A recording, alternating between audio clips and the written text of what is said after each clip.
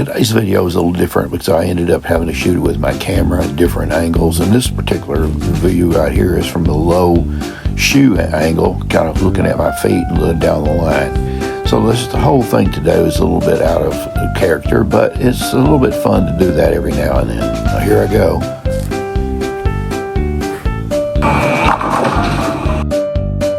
Now I just said could shoot it with my camera. What the heck else am I going to shoot it with? What I was trying to say is I shot it with a phone and my camera in my phone because I had left my Osmo at home. And so I had thought, well, I want to at least get a little bit of footage here. So I thought I need to get some low angles. I've been trying to work on my drift as I seem to drift quite a lot. But at that point there, I didn't drift any at all. Anyway, that was what I was doing there with that low angle. And I'm moving back and forth, you know, with the phone. I've got it inside my shoe. I'm using my shoe as a platform because I didn't bother to bring anything else with me. I didn't have any tripods or anything like I normally would. Anyway, so I just did it like I did when I first started back, you know, a couple of years ago when I trying to learn how to do this.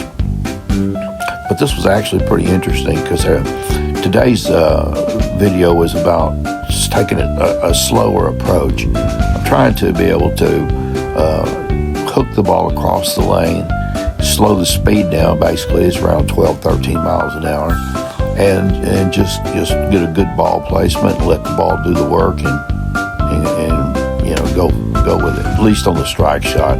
It's, you know, I'm not going to do that with these spares, obviously. I'll just stay with my spare game. And it also gave me a good bird's eye view exactly how the spares were working too, as far as my lineup. And it was pretty cool. I kind of liked the way it looked like that. Yep, it was a different kind of day today.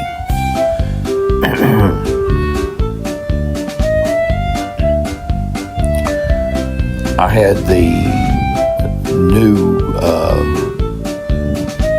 NU 2.0 ball out there, which was a hammer gray non-urethane ball. And I bowled, first game I started out bowling with it, I guess. I didn't record anything during that time. I had bowled about, I think it was about 192 or something like that. It was actually pretty good. I did strike a lot with it. I kept hanging a lot of 10 pins. But, you know, it was hitting the pocket regular. This ball that I'm using here, I think it was the Gremlin. Or it could have been I also had brought in the GB5. I just bought that. It was on a heck of a good deal. I think it was $105. And surprisingly enough, it was really strong. I really liked it. It worked really well. On the mystery box today, I got an Entity, an Ebonite Entity. I'm looking forward to checking it out too. It was a sweet deal. Yeah, $100, and I guess that's about a $200 ball or more.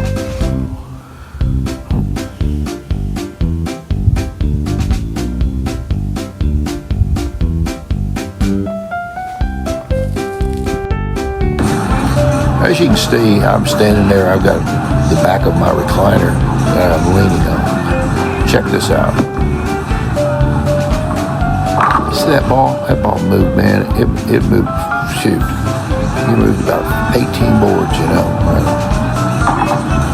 I'm throwing it out there pretty close to 15, and some of it is rocking out there along 3 or 4 board, you know. I was thinking, man, is that going to stay up there or not? Well, I mean, of course, there's a 7-pin shot. Lined up pretty good on it, knocked it out. That was a good feeling. Again. Fly by. Standing tall, rolling the ball, man. Holding on to the sofa.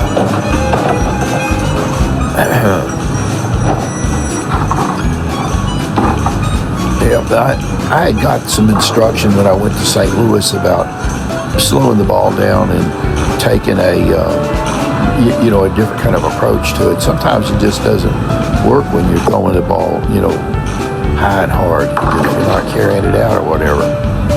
So I was thinking about working on it, and today was the day that I went ahead and started working on it. I think there's a PBA bowler from Sweden or Finland or somewhere. His name is Thomas Larson, and he had a video discussing this very same thing here about slowing the ball down and working like this. He said that his rev rate is fairly slow for being out on the PBAs, around 375. I'm not sure what his speed was necessarily. On the video I watched, he had a speed of 18.2 miles an hour, and that's off the hand. So that's not registering it that like we see on the lane down at the end where the radar is.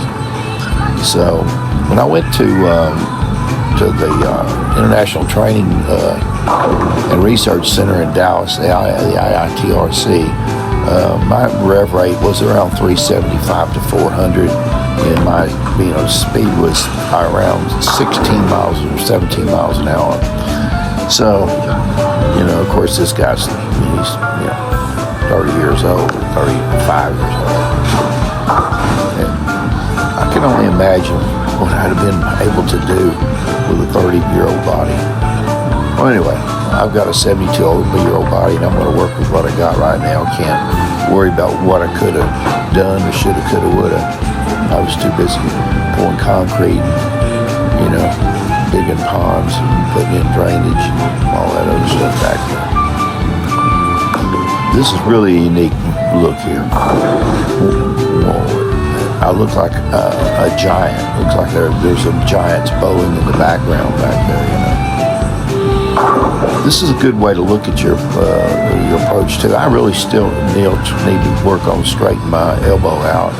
I've got it kind of cocked at the back of the end, and I started doing that because I wanted to cup the ball, and it was easier for me to, have the elbow bent in the beginning rather than, throw it up and then bend it on the way down. So anyway, at least I thought it was. I don't guess I really should complain too much about anything. From 31 months of progress here, I've done okay, and I've thoroughly enjoyed this. I've had a great time. I learned a lot about bowling balls and things I didn't think I, even begin to think about. Just. Got two more shots. I'll get it from behind and check it out.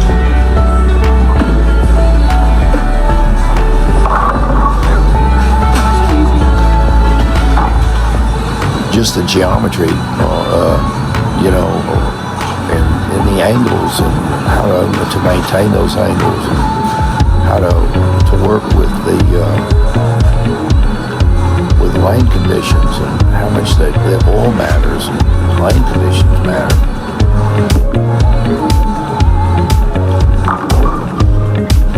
That was a good shot. Yep. Looks like the 7-pin stayed up down there. You're just bowling on different old wood like it's down in Harlingen and Creasy. That stuff's incredible about it. I like bowling on plywood, and the ball just so much friction. Right there, but I lined up, hit the pin, and didn't have any problems. I didn't have all that chatter going through my head. Yeah, 170 something. Okay, come on. 179. Yeah, 179, we have one open. Not many strikes is the problem, The 9th frame we opened. See, the thing about it today was I really wasn't necessarily shooting for a score. Today was just about trying new things and getting the feel for it. There'll be a time when I'm going to do this, and I'll have it there. I'll have that in my repertoire. I'll be able to say, okay, I can do that, and I'll go out and do it. Move away over to the left and do that.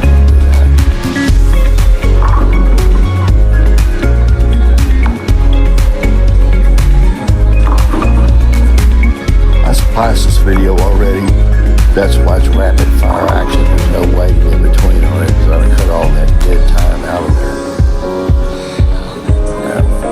my new red shoes on too, the Epic. I bought those from Bowler's Mark for $70. It's a pretty good deal. Pretty sharp looking shoes and they're real comfortable too. I really like that dial knob on top. You don't have to worry about the shoes coming on time and tripping up and busting your face. Yeah, these things are something else.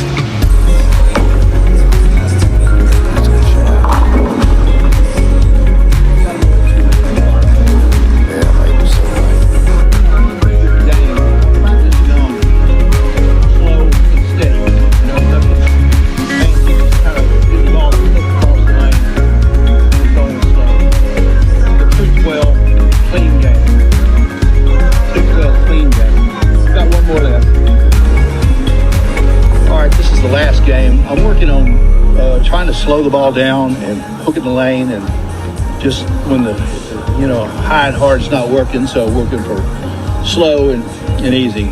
So that's what's up with that. So it's going to be it's a little different, and it's a little bit more finesse for me, and it's actually a little more taxing on the brain.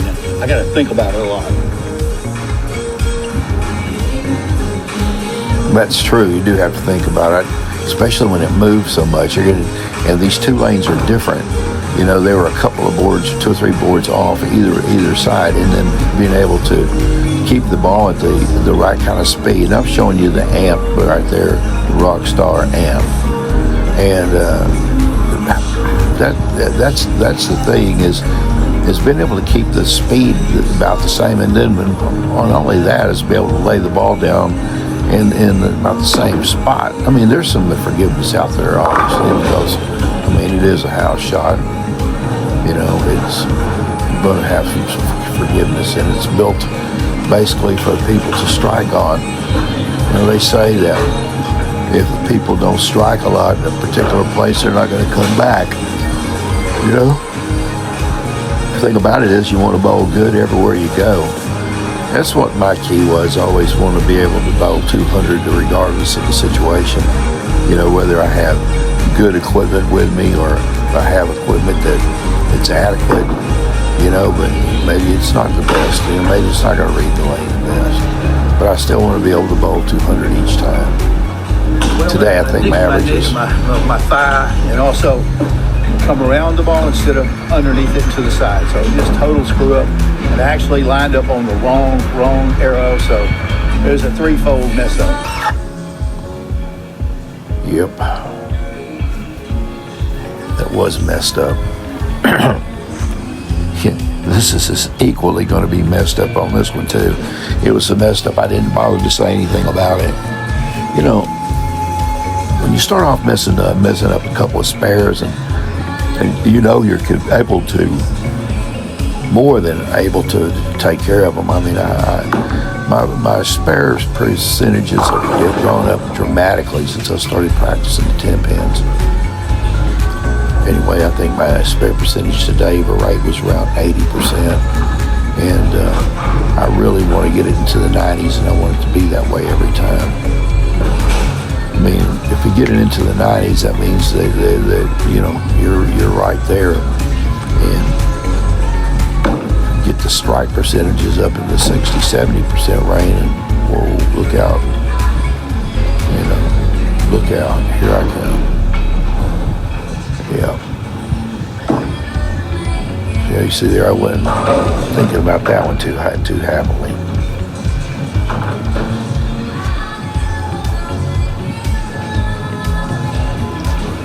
Yeah, I got out of there today without my camera, without my little bag, so I didn't have my towels in there. I didn't have my powder for my thumb. I just didn't have anything. I got a little out of joint when I left the house, and I forgot Piper. I left her in the backyard. I don't know what I was thinking about. That was a good ball right there. Yep. What did it hang? 10 pin? 7 pin? I don't know. When I do this voiceover like this, there's a shadow that comes down over the top of it, and I can't see really over, everything on what's there. Judge where I'm lined up, it's got to be a 7 pin. Yeah. tapped it pretty good.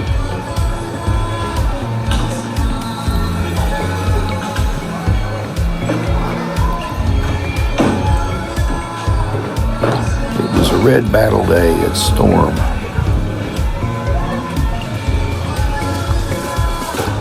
Yep, here we go. Standing tall, rolling the ball, Mark Baker style. Mark Baker's probably helped me more than any of all the other coaches combined. You know, I do like Brad and Kyle. They're good guys, but they're more like bowler guys. You know, I think Mark Baker was a bowler. Obviously, he was a professional bowler and won on the tour. But I would think he was destined to be a coach. He touches it at a level where you can definitely understand it. Yeah, it was a good ball. Well, I wanted to do good today, but more importantly, I wanted to try some other things, and I had all these different balls in there. That's one thing about it. When you've got so many different balls to use, it's really difficult to make a decision when you've got the best of the best, you know. I have the best of the best, and yet I still want one or two more. I want the Phase 2 Pearl, and also want to get that Crown 78U urethane ball. And, you know, the urethane ball, I do use the IQ 78U as my spare ball, and that's primarily what I do every game. Well, that's what I do every game. Yeah, the IQ 78U. Throw it right up the back. I mean, it works really well. Sometimes I'll use it for a strike ball. You know, it couples that way. This new ball, the NU 2.0 hammer non-third urethane ball, it's a little different than the 78U. Actually, it hooks a little bit more. I was watching a Robert Smith do a ball review for that, and he put some surface on it, and that sucker took off, man. Yeah, at first without the surface it didn't, but he put a 2000 pad on it, and look out. It was pretty impressive. Yep, and that guy had some serious rev rating in his day and time, and some high speed on it too. Yep, high speed and heavy rev rate. That's all you ever hear about is rev rate this, rev rate that. I guess if you don't have any rev rate, you don't want to hear about it.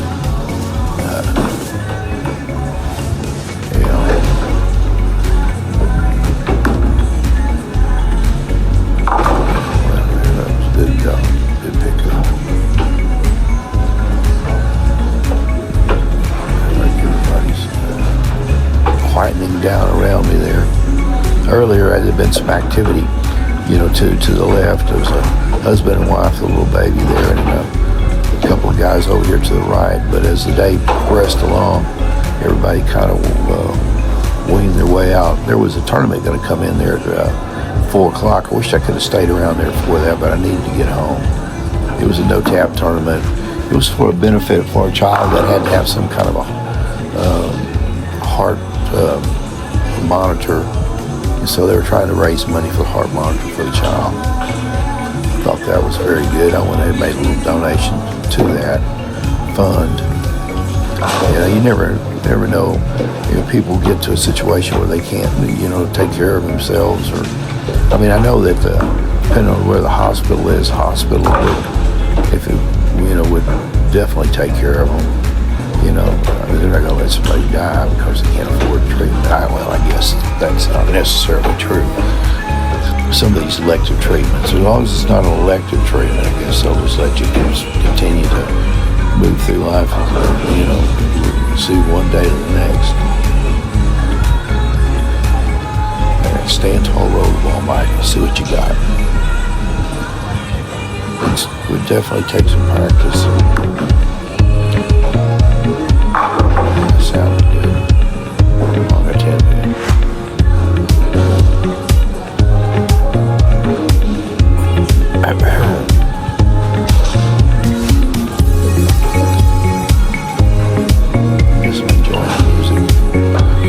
thing was that I had on this thing today was that the phone would jump on the speed. It jumped from regular speed down to like super slow motion. Then I had to go back on the jump cap, cut on this, and feed it in there, and it brings the speed back up to it. So maybe just a hair off, but it's not that bad.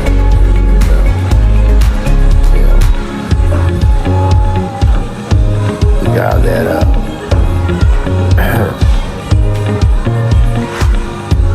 Robert Smith I was talking about, that guy's really good. I enjoy watching his videos. He can really get with it.